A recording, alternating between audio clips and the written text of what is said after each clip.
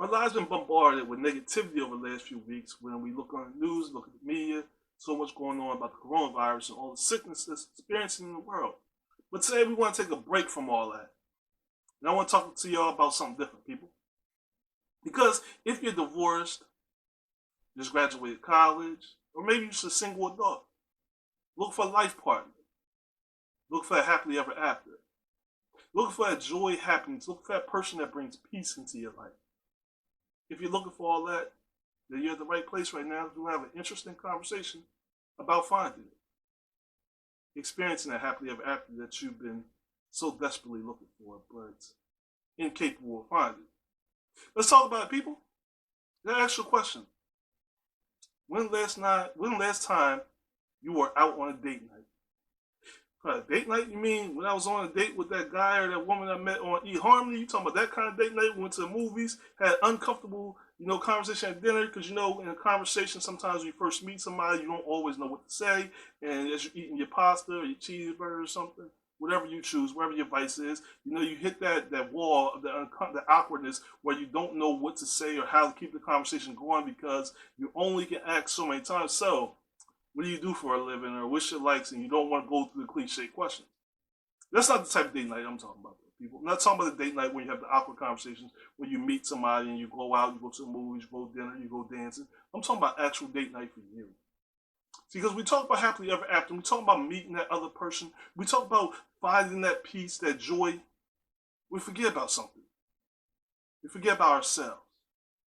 That sounds very selfish, doesn't it? When we talk about ourselves, whenever we mention doing something for ourselves, buying ourselves something, it does sound selfish and it feels selfish. It feels like you're taking something from somebody else. But the truth of the matter is, doing something for yourself, going on a date night with you, finding that happy ever after, that peace inside you, is the exact opposite of being selfish. See, what's truly selfish is when you don't have that love for yourself, when you don't make that time for yourself, the time for you to gain some peace, some happiness, some joy in life. So when you can get all that negativity out of your pores, that becomes selfish because, see, you're going to carry all that baggage into a new relationship and wonder why it didn't work. Wonder why you keep kissing frogs, but they don't turn into a prince or a princess. So it's important for us to go on date night, people. A date night with ourselves. Go to the movies. Go to a bar, have a drink. Not going to have a drink to hope that a man asks you or asks to buy you a drink, woman. Not go to a club to look for somebody to dance with, or to take home, my fellas. Not going to the movies with the intentions of having somebody come join you. Not going to dinner with hoping someone sees you sitting there eating alone and decides to join you. An opportunity for you to get to know you. Opportunity for you to get to know yourself. They say, when you're lonely or when you're quiet, you got downtime, that's the devil's playground. But truly, it's not the devil's playground. That's just something to scare you away from the truth. The truth of the matter is, the devil has no play in this unless you invite him. What it really is, it's an opportunity to get to know yourself, which can be a very scary thing when we get to know ourselves, isn't it? It's very scary when we get to know ourselves. Because we find out things that we don't like about ourselves, we didn't know existed. We find fears that we didn't know existed, or we did, but we tried to bury it. Find bad habits about ourselves that we don't want nobody to know about us. Maybe you're that person, that guy or woman that likes to fart in the elevator. And when you sit there alone and you ride an elevator up to the movie theater or, to a nightclub, wherever you at, you in there alone, you fart, and you realize that smell, like, oh my gosh, you can't hide or blame it on anybody else because it's you. Just kidding, people. Just kidding. Unless you do that, you probably should stop. It's very rude. Okay? But anyway, finding the joy and happiness in yourself is finding what you like. What kind of food do you like? What kind of movies do you enjoy? Find out who you are deep inside you. What do you want? Like, truly, what do you want? And often when we go on dates with other people, we have relationships with other people, we put our focus on what the other person wants. We sit down before the awkward conversation begins or after it ends. It always leads to that one question we ask a person. We ask the person sitting across us at the dinner table. Asking the person who's walking with us out the movie after the movie's over. Ask the person we're sitting there having drinks with. Or as we sit down at the dance. We all ask that one question, don't we? What do you want? What do you want? What makes you happy? What do you like? What do you enjoy? And we ask that question for a reason. What's the reason we ask that question, people?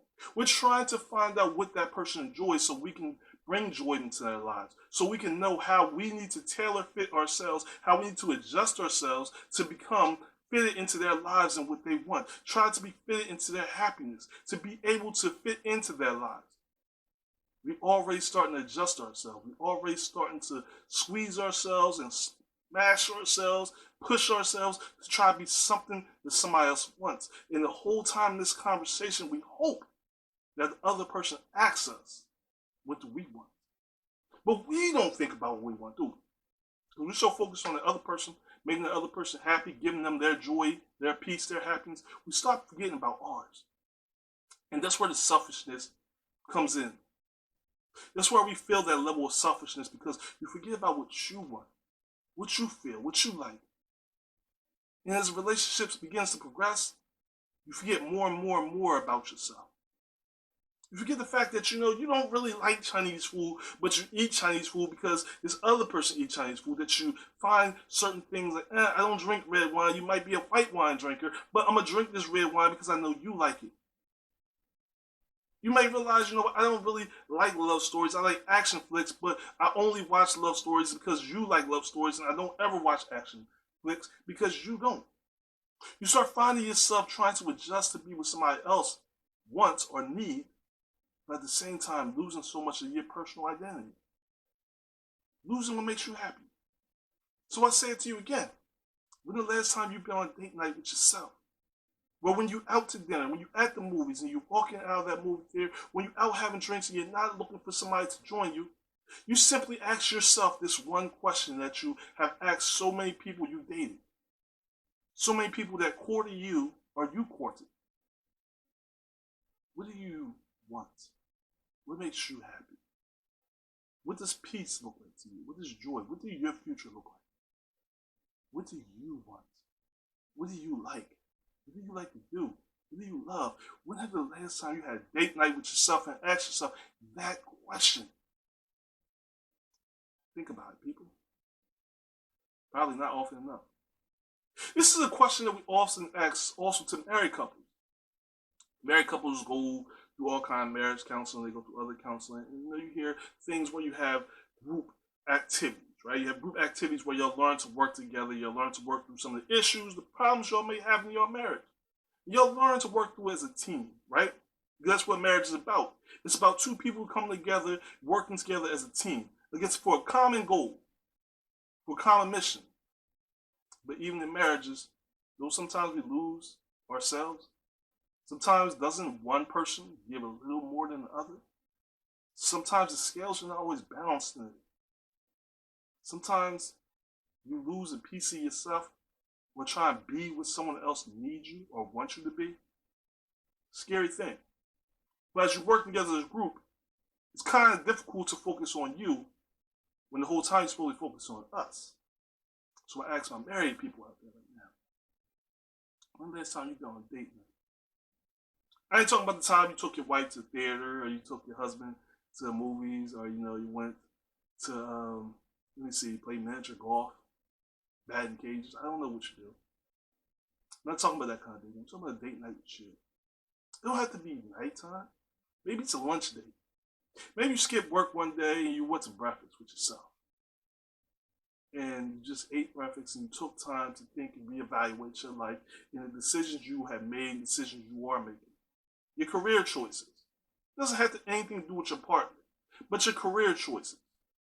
And you start to ask yourself, am I making this career choice because I want to make it? Or is I making this career choice because my wife or my husband or family members want me to make this career choice? Ask yourself about what you're eating, your enjoyment. Are you truly happy? Why are you not happy? And when you ask yourself why you're not happy, it's not simply about pointing out what somebody else is doing or not doing, but pointing out what you may not be doing. Am I giving all of me in this relationship?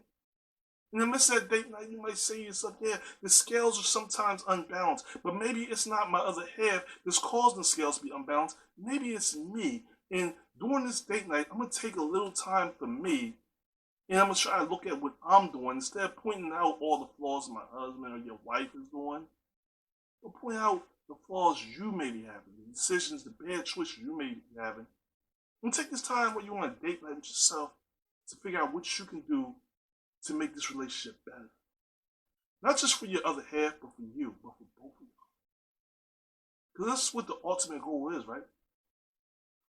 To live like a Disney movie and, go through all trials and tribulations. At the end of the Disney movie, you have the happily ever after where y'all ride into the sunset, the guy gets the girl, or the girl finds her prince. That's what we all want, right? That joy and happiness in life. Just, so much going on around us. We talked about the coronavirus last week. We talked about all the other things that's going on and just causing disruption to our lives. And we talked about work and stress from work. We talked about a lot of things throughout this year. But we all just want that peace, right? We want to come home. We want to have peace with somebody, someone that we love and enjoy being around. But sometimes the most complicated thing is finding love and enjoyment when being around ourselves.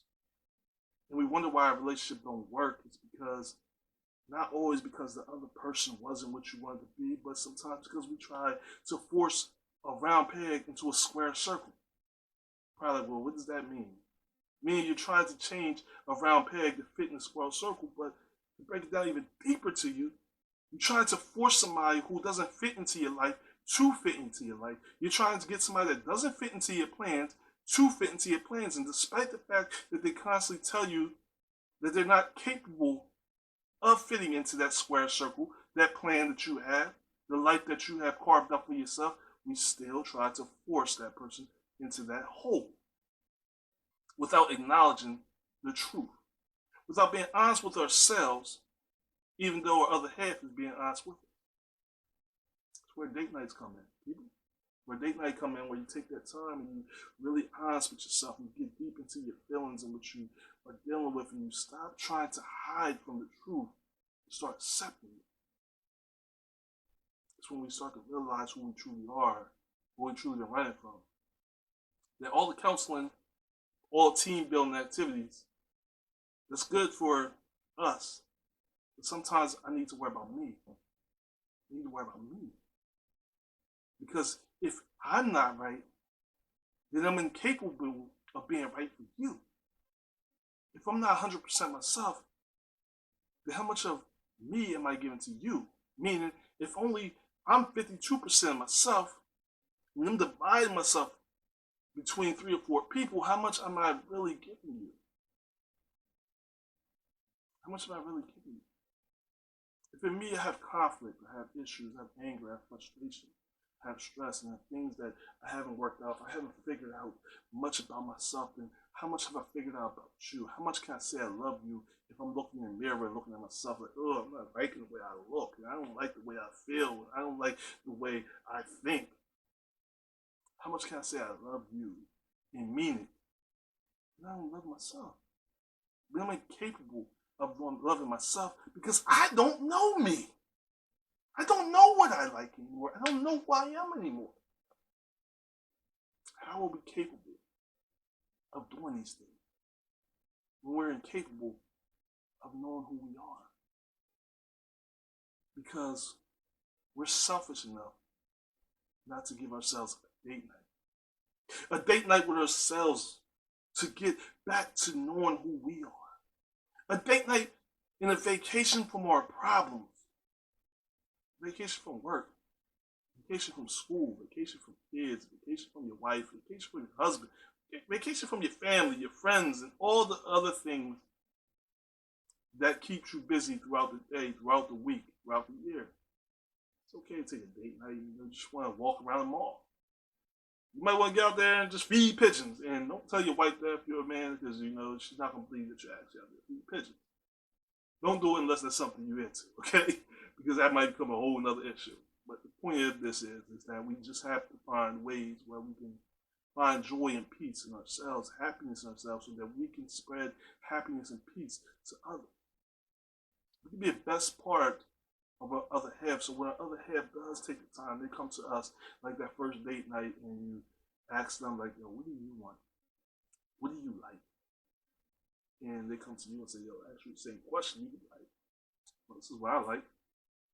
This is what I want. And you can answer that question so honestly, so confidently, because you have taken the time to get to know you. So if you're out here and you're single and you're looking for a man, or you're looking for a woman, or you're looking for a relationship, if you take that time to have date nights with you, when you actually go on a date night, you're not wasting your time and feeling like wasting your time, because you're gonna already pre-screen that person that's courting you or that you're thinking about going on date night with, and you're gonna already measure them up with what you already are looking for, what you need, what you feel. You're not walking into that relationship. You're not walking into that restaurant, and you're not coming in there with garbage bags full of problems from your old relationship, problems from your family, problems from school, problems from work, because you're going to know, yo, I'm throwing all that away. I already went on a date night, so I'm leaving the baggages. They're gone.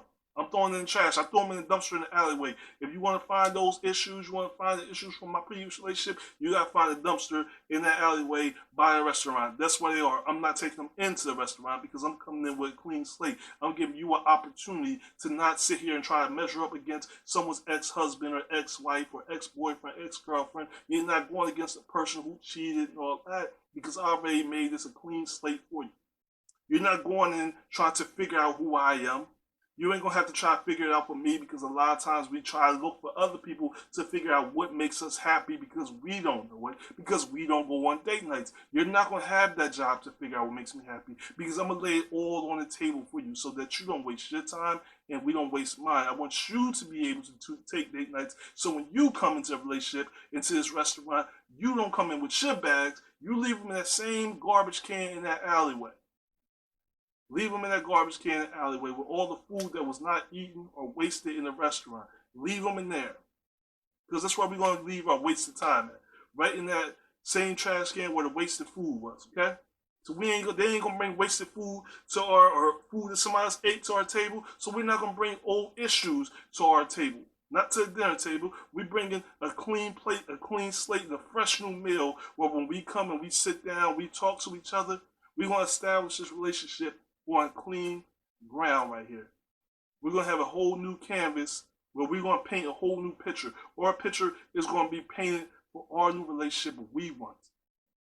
If you're married and you're trying to build on that, it's nothing wrong with hitting the restart button. If you play video games, you ever play a video game, right? And some of you probably don't play video games no more, but if you do, or if you ever did, you're playing a video game, and some of the older people may say Sonic or Super Mario, and you can't pass the limit, or if you new people and you're playing Call of Duty or something new, or Halo, or whatever your vice is, and you play a game and it doesn't seem to be going out right, and we just hit the restart button, man. We're playing basketball. You're in the middle of a basketball game, or soccer or baseball, whatever it is, okay? Whatever it is. The game's not going correct, right?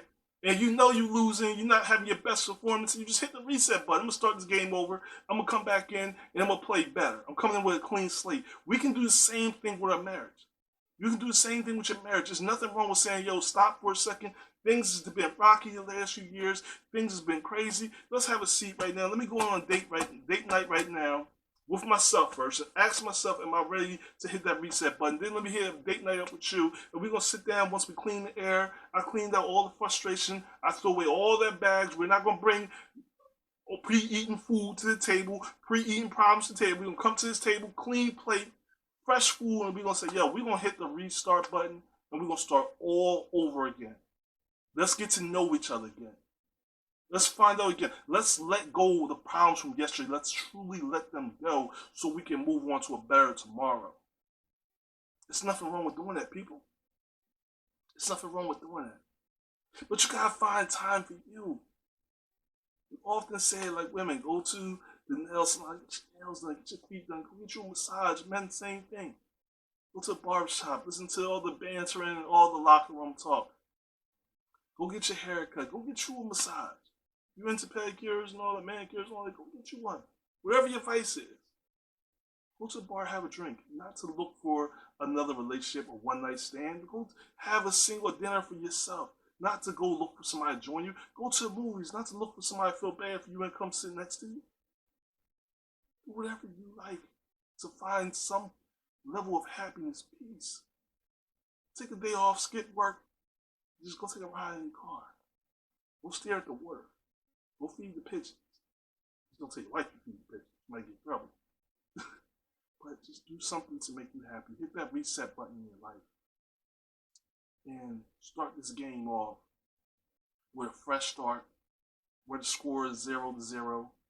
So the scales are not unbalanced. 0-0 score. You didn't put up 30 points, and I only put up 10 with 6 turnovers. You didn't put up 2 points with 20 turnovers, and I ain't put up 50 points. We both came in there, we ain't put up nothing, we ain't turnovers, nothing. This is a fresh start, fresh opportunity for us both to contribute to this game and to this victory, to winning this championship. Get to know each other and find out if y'all have common goals, common concerns. This is what we got to think about as we move on, as you look for and hope to find your happily ever after. I want to thank you for joining me for another episode of the Past and Present Podcast. I'm your host, Alan Gray. Until next time I see you people, I only got one last thing to say, y'all. Stay tuned. Peace.